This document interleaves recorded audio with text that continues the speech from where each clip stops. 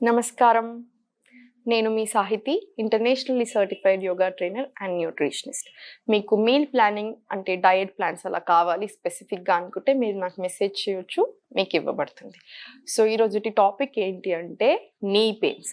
నేను మీకు ఆల్రెడీ కూడా కొన్ని రూల్స్ అండ్ రెగ్యులేషన్స్ చెప్పాను. ఎలాంటి ఫుడ్స్ తీసుకోవాలి చెప్పాను. సో, దాని కంటిన్యూయేషనే ఈ వీడియో. ఇంకా ఎలాంటి ఆసనాస్ చేయొచ్చు, మనం ఏమేం చేయాలి అదంతా ఉంటుంది దీంట్లో. బట్ నేను మీకు మళ్ళీ రిపీట్ చేస్తూనే ఉన్నాను. ఇది ఎప్పుడు గుర్తుపెట్టుకోండి. మనం ఉండాల్సిన దానికంటే ఎక్కువ వెయిట్ ఉన్నప్పుడు ప్రెషర్ అంతా మోకాళ్ళ మీద పడి కూడా మనకి ఇంకా ఎక్కువ పెయిన్స్ వస్తాయి. సో, లావు అవ్వకుండా చూసుకోండి. ఒకవేళ మీరు నార్మల్ కొంచెం ఒబీస్ ఉన్నారు, లావు ఉన్నారు అనుకుంటే తగ్గడానికి ప్రయత్నం చేయండి. లావు ఇంకా అవ్వకుండా చూసుకోవడం మంచిది. ఇంకొకటి మనకి ఒక్కొక్కళ్ళకి ఒక్కొక్క రకమైన పెయిన్స్ వస్తున్నాయి. అంటే ఏ రీజన్ అయినా ఉండొచ్చు. ఆ రీజన్ ఏంటి అనేది కూడా మనం గమనించుకోవాలి. ఫర్ ఎగ్జాంపుల్, ఇప్పుడు ఆడవాళ్ళు కిచెన్‌లో ఎక్కువసేపు ఉంటారు. నిల్చొనే ఉంటారు. చాలా సేపు వాళ్ళ నిల్చొని ఉండడం వల్ల కూడా ప్రెషర్ అంతా పడి కూడా మోకాళ్ళ నొప్పులు ఎక్కువవుతున్నాయి. మీరు గమనించుకోండి, బాడీ మనకి మాట్లాడుతుంది. మనతో బాడీ ఎప్పుడు మాట్లాడుతుంది. మనం వినట్లేదు అని నేను మీకు చెప్తూనే ఉంటాను. వినండి. మన బాడీ మనకు చెప్పేది వినండి. మనం అంతసేపు నిల్చున్నప్పుడు మీకు ఇలా కొంచెం ఇబ్బంది అనిపిస్తుంది. కాళ్ళు లాగుతున్నట్టు అనిపించగానే వెంటనే కూర్చోండి. ఒక 5, 6 అడుగులు అలా అక్కడే నిల్చున్న దగ్గరే సరే మీరు ఎక్కడైనా సరే కొంచెం వాకింగ్ చేసుకోండి. వీలైతే ఒక 2, 3 ఎక్సర్‌సైజులు అలా చేసుకొని మళ్ళీ మీ పని మీరు చేసుకోవచ్చు. ఇలాంటివి గుర్తుపెట్టుకోండి. ఇంకొకటి పోస్చర్ ఇన్‌కరెక్షన్. మనం ఇలా కూర్చొని ఫోన్‌లు ఇలా చూస్తాం, ఇలా ల్యాప్‌టాప్‌లు చూస్తాం, ఇలా పని చేస్తాం. ఇవన్నీ చేసుకోవడం వల్ల బాడీ పెయిన్స్ అనేవి చాలా ఎక్కువవుతున్నాయి. బ్యాక్ పెయిన్ అయి ఉండొచ్చు, నీ పెయిన్ అయినా అయి ఉండొచ్చు. సో, ఈ పోస్చర్స్ అనేది కూడా చాలా ఇంపార్టెంట్. ఎందుకంటే మనకు ఒక్కసారి పెయిన్ రావడం స్టార్ట్ అయినంక మన మైండ్, మన ఆలోచనలంతా దాని మీదే ఉంటాయి. నేను మీకు ఇది ఆల్రెడీ చెప్పాను. మనం అసలు ఇంకో దాంట్లోకి వెళ్ళలేకపోతుంటాం. సో, అందుకని పోస్చర్ కూడా కరెక్ట్‌గా ఉంచుకోవాలి. ఇంకొక చాలా ఇంపార్టెంట్ థింగ్ ఏంటి అంటే, ఈ మధ్య బక్కగా ఉన్న వారికి కూడా అంత ఫుడ్ కరెక్ట్‌గా తిని, అంత మంచిగా ఉన్న వాళ్ళకి కూడా నీ పెయిన్స్ వస్తున్నాయి. మరెందుకు వస్తున్నట్టు అంటే, మైండ్‌లో స్టిఫ్‌నెస్ అనేది ఉంటే, అంటే బాగా స్ట్రెస్ తీసుకుంటే కండరాలన్నీ బిగబట్టుకొని పోతాయి. మజిల్స్ అన్నీ ఇలా స్టిఫ్ అవుతూ ఉంటాయి మనం స్ట్రెస్ ఉన్నప్పుడు. మీరు కావాలంటే అబ్జర్వ్ చేసుకోండి.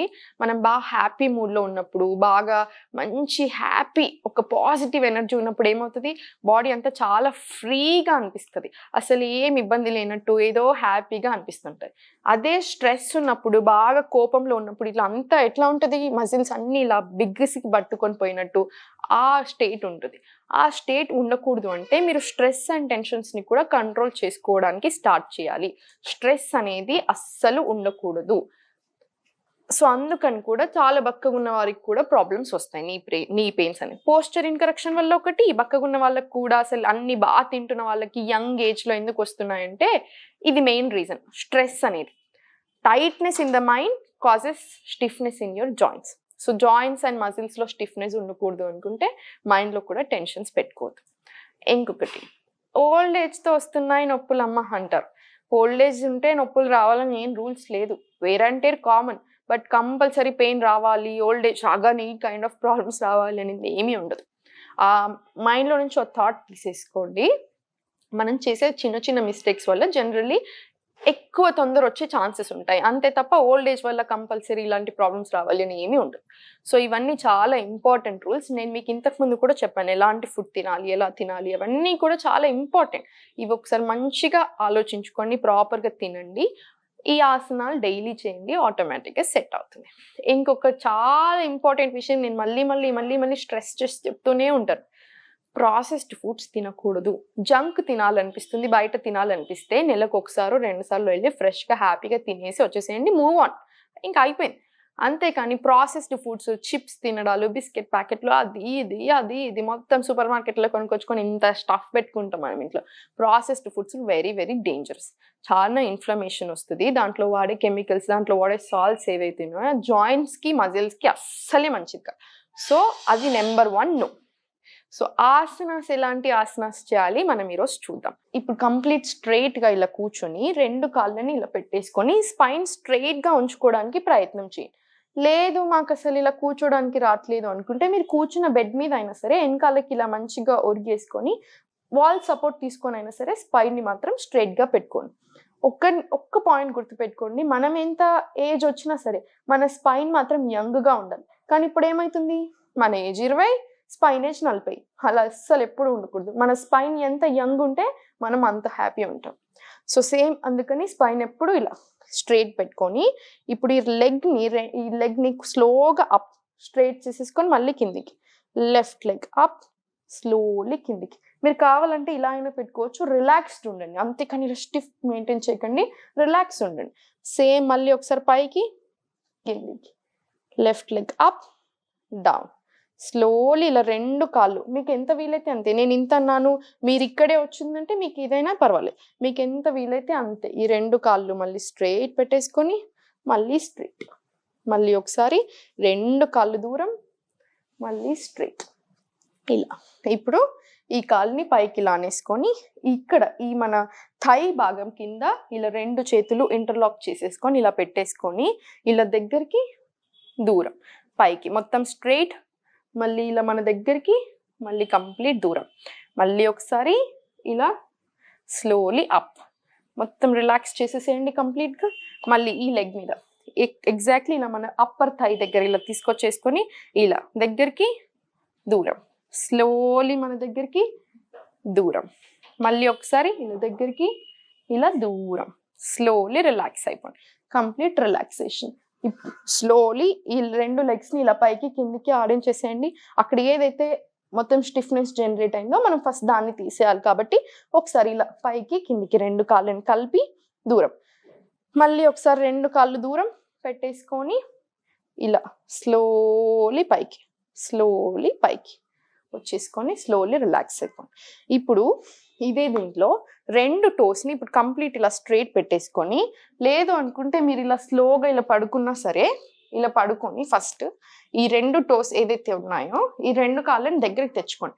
మనం ఇప్పుడు సేతుబంధ ఆసన బ్రిడ్జ్ పొజిషన్ అంటారు కదా, బ్రిడ్జ్ పోజ్ వెళ్తాము. మనం concentration knee pain back pain కాదు కాబట్టి మొత్తం వెళ్ళాల్సిన అవసరం లేదు, కొంచెం వెళ్తాం, ఎలానో నేను మీకు చూపిస్తాను. ఈ 2 చేతులు ఇలా కంప్లీట్ కింద మ్యాట్ మీద పెట్టేసుకొని కొంచెమే కొంచెం ఇలా పైకి, మనకి ప్రెషర్ అనేది తొడల మీదకి పైన లాగుతుంది చూసారా, తొడలు చాలా స్ట్రాంగ్ అయితే థైస్ ఆ నర్వ్ ఏదైతే ఉందో నీ క్యాప్ ఏదైతే ఉందో పైకి వస్తుంటుంది. సో దానికి కూడా చాలా మంచిది. Slowly inch by inch very slowly మొత్తం మళ్ళీ కింద అనిచ్చేసుకోండి, మొత్తం relax, bum relax, back relax, everything. మళ్ళీ ఒకసారి ఇక్కడ ఒక డీప్ బ్రీత్ ఇన్, ఎక్స్హేల్ చేసుకుంటూ స్లోలీ పైకి. కొంచెమే మీరు అబ్జర్వ్ చేసుకోండి, మన ఇక్కడ థైస్ మీద ప్రెషర్ పడేంత వరకు మాత్రమే మనం వెళ్తున్నాం, మొత్తం వెళ్ళట్లేదు. స్లోలీ మళ్ళీ కిందికి, మళ్ళీ ఒకసారి ఒక deep breath in, exhale slowly very very slowly up ఇలా, ఇంతే. మళ్ళీ inch by inch very very slow moments ఉండాలి. ఎస్పెషలీ బాడీ పెయిన్స్ ఉన్నప్పుడు చాలా స్లో మూమెంట్స్ ఉండాలి, అప్పుడే మనకి రిలాక్సేషన్ అనేది జరుగుతుంది. ఆగమాగం చేసేసి ఈ ఎక్సర్సైజ్ ఆ ఎక్సర్సైజ్ ఆగమాగం చేయకండి, రిలాక్స్డ్గా ఉండి మైండ్ కొంచెం కామ్ చేసేసుకొని 100% తగ్గుతుంది మాకు అన్న ఉద్దేశంతో వచ్చి మంచిగా పాటించండి, మంచి జరుగుతుంది. స్లోలీ అన్నిటికీ టెన్షన్ తీసుకోవడం మానేసేయండి, మన చేతిలోనే ఉన్నాయన్నీ, నేను మీకు చెప్తూనే ఉంటాను. అనవసరంగా ఏది ఆలోచించొద్దు, హ్యాపీగా ఇలా ఉండండి. స్లోగా 2 కాళ్ళు ఇలా పెట్టేసుకోండి, కంప్లీట్ స్ట్రైట్. ఇప్పుడు ఈ స్ట్రైట్ చేసాం కదా, స్లోలీ ఒక లెగ్ అప్, ఎంత వీలైతే అంతే. మనకి నీ క్యాప్ అనేది మీరు అబ్జర్వ్ చేసుకుంటే ఇలా పుష్ చేసుకొని తొడల మీద ప్రెషర్ పడుతుంది, థై మీద, అది చాలా బాగుంటుంది.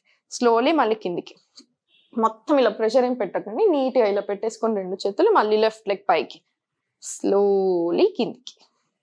అర్థమైంది కదా మనకి. మళ్ళీ ఒకసారి పైకి కిందికి, పైకి కిందికి, ఇలా స్లో మూమెంట్స్. మళ్ళీ ఒకసారి 2 కాళ్ళని ఇలా పెట్టేసుకొని డైమండ్ షేప్ అంటారు, మొత్తం కింద ఇక్కడికి అవసరం లేదు, ఇలా ఉన్నా సరిపోతుంది, మీకు ఎంత వీలైతే అంతే.